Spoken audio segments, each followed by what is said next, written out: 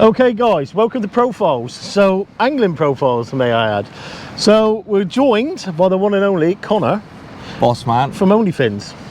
So Connor, I'm going to do like, basically it's a new series. Right. As part of the Sea Fishing Show of Andy Webb new channel. Yeah. And I'm going to ask you a few questions, mate, and just obviously get to know a bit more about you. And obviously anybody what's obviously not new to your channel. Yeah. Can obviously can see what you're about in that. So how long have you been fishing? I've been fishing for around about 10 years. Yep. But obviously most of my fishing has been like estuary fishing, just for like bass in our local river team. Yep. That kind of stuff. Just you grew up doing that running then? ledges. Yeah, I did. Obviously we're from the same ends. We are, some of the same one, yeah.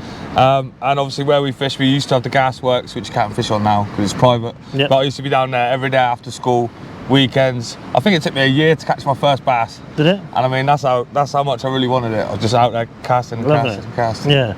So growing up, it was like an activity you sort of like look forward to doing, and yeah, 100%. doing a lot of you spend time in that with friends and stuff. Yeah, I've got a few friends. To be fair, the people I've fished with were a little bit older than me. Really? Just because everyone that was sort of my age was out doing football. Do you know what I mean? Yeah, things like that after school, and they were like, "Why fish?" And I was like, "I can't explain it. I just like going there." They're like, "You just stare at your rods." I'm like, you just kick a football around the floor. It's exactly the same thing. Like, if you're not into it, you're just not into it. Everybody has a different sport, I suppose, and fishing's for some. So what does fishing do for you? You spend a lot of time doing fishing these days. Yeah, fishing for me is just an escape. Yeah. When I was younger, it was a hobby, it was fun. Obviously it still is. I really enjoy my fishing. If you ask my wife, ask any of my friends what I am, they'll probably say I'm fishing. Yeah. And for me, getting out here, like going to places like today and just sitting here, taking it all in. Yeah. I'm not a really talkative person. No. And sometimes just getting out of the real world for a few hours can really help. Just clear my mind, stop me sort of overthinking things. Very good like for mental health. 100%. And for me personally, if I don't go fishing once a week, I can see the difference. Yeah. I can feel stressed and stuff like that. For me, going today, whether we catch or not, half the time it's the company, you know, having with your mates, having a chat, a bit of banter. You know what I mean? We've come down here today, we've had a bit of banter, a laugh on the rocks, not caught nothing yet. Hopefully we catch something, but the wind's not fantastic, challenging conditions a little bit as well. I don't know if you're picking this wind up, guys. We've got a lot of side wind coming from us, but exactly the same as Connor just said, I think that is a lot to do with angling, and I think that's what brought a lot of people to angling now since lockdown, really. 100%. Because people don't want to be locked in the house and that, people want to get out. It's something you don't have to do with people. You can do it on your own as well. Yeah. Like even sometimes I'll go out on my own, I won't even tell anyone I'm going, and I'll just go put a rod out. Sometimes I'm not even fishing, I'm just sort of just going through things to myself. Yeah. And then when I go back, I don't have to drag them back into the new one. Do you find now you're doing like YouTube stuff, do you find that makes you want to get out a bit more? I mean, I get out the same amount as I used to, like I've always done. Yeah. Like I probably am like sort of addicted. I'm not gonna lie. Yeah. Fishing is just part of my life, really. Yeah. I mean, literally, I live it, I breathe it. I watch it at home. Does your missus mind you doing it? My wife, I think the view she has on it is if I'm out here, you know, just enjoying myself. I'm not out causing trouble. She don't have to worry about me like being out drunk or anything like that. No. So yeah, as long as I spend some time with her, she's all right about it. I had a bit of a telling off this morning saying you're going back to your old ways, fishing every time, and to be honest, last weekend I never caught nothing, so it's like for me this weekend like redemption. Yeah, it is. Yeah. And I find that you're like, I need to get one, you know what I mean? I want to get out and catch fish, and that's what I like about fishing now. And to be honest, the last few months really it's took me back to just going fishing, having a laugh of it and stuff, and that's what I thoroughly enjoy, just getting out. Yeah, 100%. The one thing is that I was speaking to a friend about the other day is you do feel when you start filming your sessions a little bit of pressure to catch a fish because other people are watching. Yeah. Obviously, I'm new to this, like filming and stuff, and so obviously I used to go out. I blank all the time, like quite a lot. A lot of people do, but when you watch on YouTube, normally the videos you watch they always get something. So, I had loads of messages this week. Yeah. And I mean loads and loads of messages. Where's the fish to? Where's the fish to? Yeah. It's like, and it's everybody makes you feel like you don't want to post until you get one. Everybody expects me to catch, where I'm exactly the same as everybody. You're going to blank. You can't guarantee to catch fish all the time. And especially with this type of fishing, what I do is you've got to put in blank sessions, and I film them. Yeah. And I put, because at the end of the day, it's fishing. fishing's not always about catching, and I think that's important. There's a lot of people who won't put that across in their productions where they have blank sessions, but you're going through all the hard work of doing what we've done the other day, because it is hard work. It is hard You're work. sitting down doing your filming, trying to get in like angles and stuff like that, and it's not a case of just sitting there and just, you know what I mean, there's a lot that goes into it, editing, uploading and stuff like that. 100%. And I think half of the channel as well is personality. Because 100%. like at the end of the day, there's a lot of people out there, like just vloggers that vlog their day-to-day things, like what they have for breakfast, what they're doing in the day. Oh, we're going to go to the gym. We're going to, you know, and they like watching just the person, and like they can relate to it. No, like, some totally people agree. can relate to it. Like I've got people that will probably watch my channel, like my brother and that. They know I haven't caught anything because I've told them, but he'll still watch it with his son because his son's like, oh, he's on. Do you know what I mean? And things like that. And like you do have like the odd few people that always comment and they're watching, like, oh, I hope you get one next time. I hope you get one. And then when you get one, they're like, oh, well done. Do you know what I mean? So you do get the people that generally do like watching it. What I find from over the years, I've got like your die-hard fans, so to speak, and I like to try and chat with them. I mean, there are a lot of them on Facebook and stuff. I don't get to. I wish I do get time to like answer all my YouTube like stuff that comes through. I try to answer a lot of them because we get so many come through at times. It's hard to keep up, especially at work, because I can't answer them in the middle of the day. By the time we get home from work, and it's just hard work sometimes, guys. Where if someone messages me on Facebook, I get time to look, you know what I mean, read back for them and stuff like that. Many. Yeah, and it just, I think it's important to stay connected with your audience and stuff like that. 100%. And that's what I'm liking about this new channel, which I'm doing now. I'm trying to do different stuff on there because a lot of people do like to watch what me and you are doing now, sitting down like Q&As and podcasts and stuff like that. There's something what they can put on in the car on the way to work and just listen to. You know what I mean? It's about fishing. You know what I mean? And I do the same things, like, you know what I mean? It's the same things I do. I travel for like 2 hours a day, and I listen to fish and stuff. It's what it's about. But I'm going to ask you 10 questions. Right. And I'm going to get you to answer. I'm going to ask you I'll try my best. Yeah, no. So, favourite rods? My favourite rods so far. Yep. Since I've been obviously the Zolkron XT 435. Yep. Just because I think because of my angling's evolving, like with my casting and stuff, they just feel comfortable. Like retrieving fish and stuff, you've just like total control. I haven't had anything massive on them yet. No. But hopefully I'll get one soon. There you go. Maybe today. Favourite reels? My favourite reels. My favourite reel that I've ever used is probably the Daiwa 7HT, the original. Yeah? Yeah.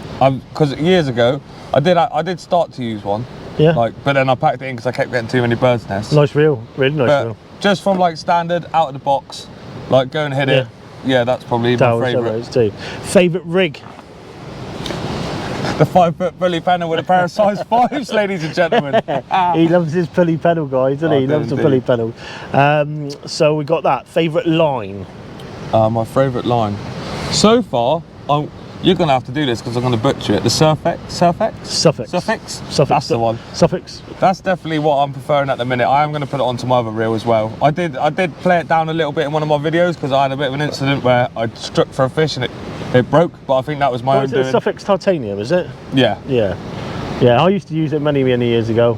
Do you know what? The only reason I don't use it, if I'm honest? Go on. Because of the colour. Is that what it is? Yeah, but you've got a bit of that, haven't you? Old. No, don't do that. I use, because that there, I can see it. And when it's in the water and that, I know where my lines and that are. With that there, I struggle sometimes. Like, when I was younger, and that's not a problem, but I find, especially my eyes, since lockdown, sitting playing Call of Duty and stuff like that, I just find my eyes sometimes like and strain. And then like that now, I know I can see that perfectly. Yeah, especially at night time as well, it lights up really well. It is, yeah. So, favourite place to fish for number 5? My favourite place, it has to be the big beach. Chesil Beach? Beach of Broken Dreams. Why? Because I haven't conquered it yet.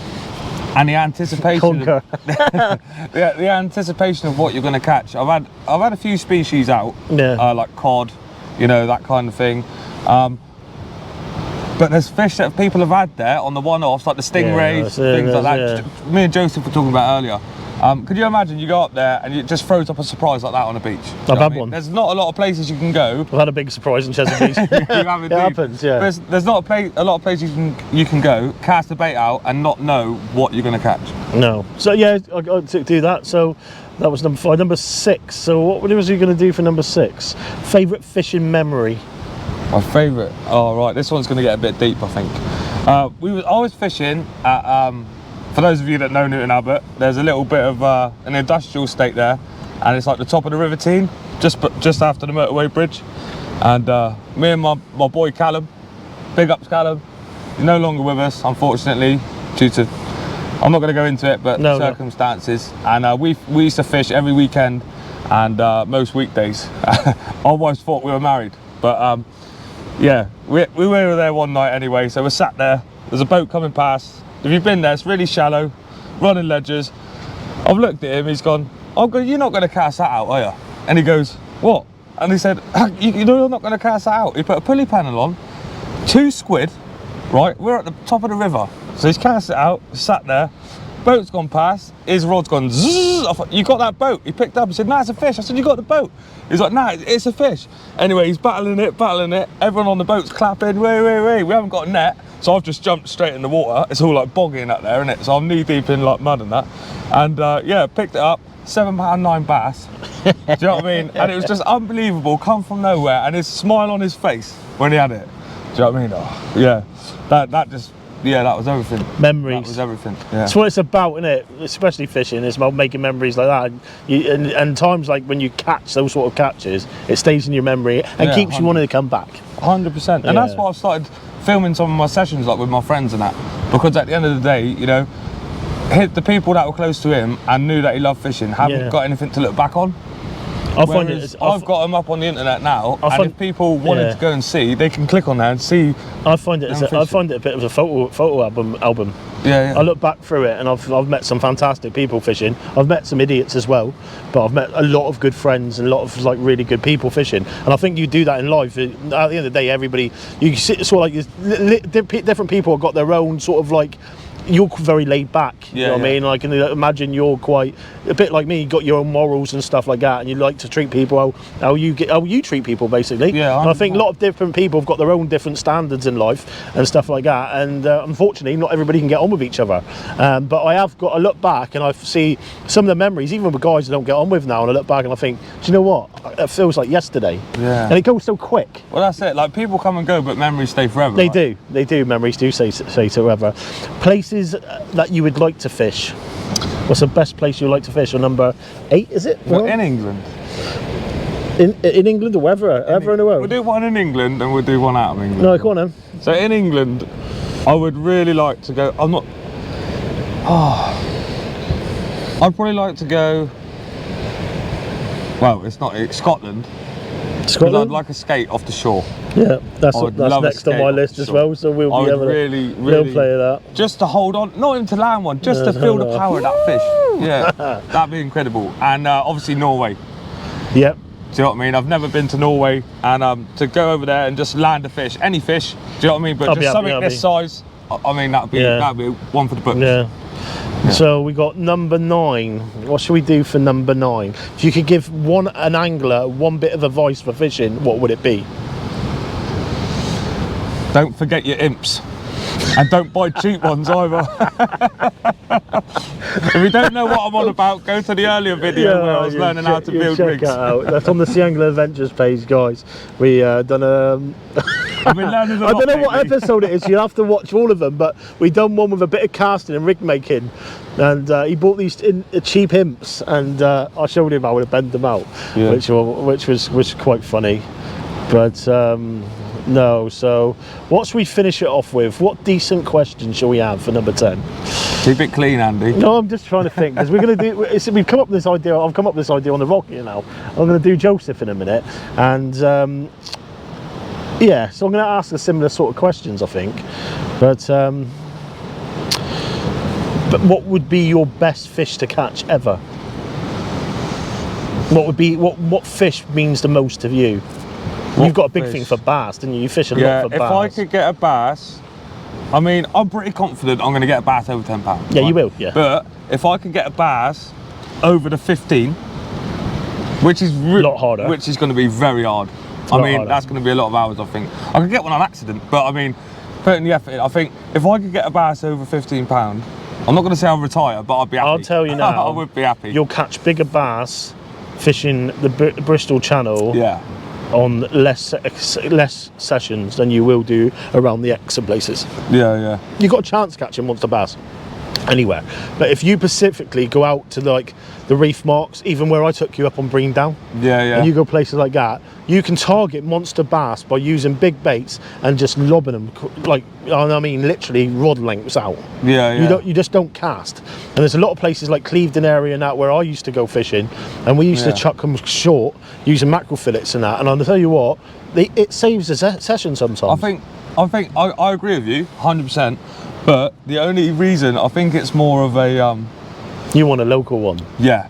I want to catch the biggest local fish. Yeah. So when you brag about it, people understand where it's from, because it is hard. Obviously, we get loads of bass down our end. Do you know what I mean? Loads. We get, you could go in a night and get like 12, 10, 20 fish. Obviously, sometimes you can blank, but you do get the odd special one. And I've heard of a few come out of the Rivertine, a few out of the X, and a few like down the Yale Way. But to hook into one of them, like a local area like bass, double figure, I think I can brag about it locally, because there's, like you said, quite a few come out of the Bristol Channel. Well, like when I went at Clevedon and that video, I was after like Smoothhound and Ray, and in the end I just thought, you know what, I'll just chuck them close. And I knew full well what would happen. Bass. It's just what happens, isn't it? You know what I mean? I find that sort of areas now they're known for it. And normally, like a bass, you catch a bass down here, it can be schoolies. And it was like you were saying earlier. They're £5-pounders. You get £5 pluses easy. Exactly, but like you were saying earlier, you could have gone to Wales today. Yeah. And you could have had 10 blondes, or well, easy, 3 or 4 blondes. You could go and just got nothing. You come here because it's harder. And if you get a blonde down this end, it's more braggable. For me personally, obviously you've had a big one here. Yeah, I would rather do 100 trips here than go to Wales and do 100 trips on Wales. I would catch loads and loads of fish and probably fish up to like 18, 19, maybe 20 pounds, you know what I mean? But I know if we put 100 sessions down here, I'm not saying we catch it, but you've got a chance of catching a potential British record blonde ray. Exactly. And when I say £30 plus, I believe they're there, mate. I mean, they've had them on the boats up like 40-pounders and that, don't they? Like, you know what I mean? Whatever they've had it. Don't know what the exact British record for on a boat is, but they've had them up well over the 30s. Yeah. And you've got the same amount of chance of catching one of them off here. And personally, for me, like many years ago, Rob York, he caught a 29-pounder. And a lot of guys up until then were soaking fish, so we're getting these big blondes, and basically taking them back and then weighing them in for local competitions and that. But the trouble is with rays, they take on anomias and stuff like that, basically slime, and it puts extra weight on. But by doing what he done, it basically set a thing now, because it needed to be done, because if anybody catches a fish which over 20, say a 28.5 pounder, and went and took it back and soaked it, right, they haven't achieved nothing, because he's had a 29-pound out of the water. You know what I mean? It's like when I had that 27-pound too. That would probably put on two thing.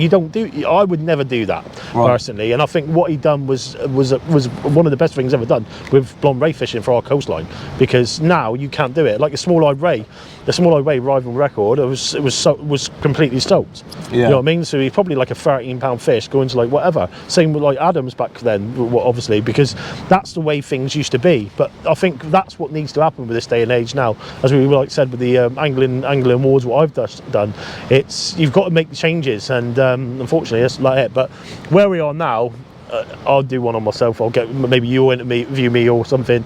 But I love it. Looking back at there, you look out there now, you can't see nothing.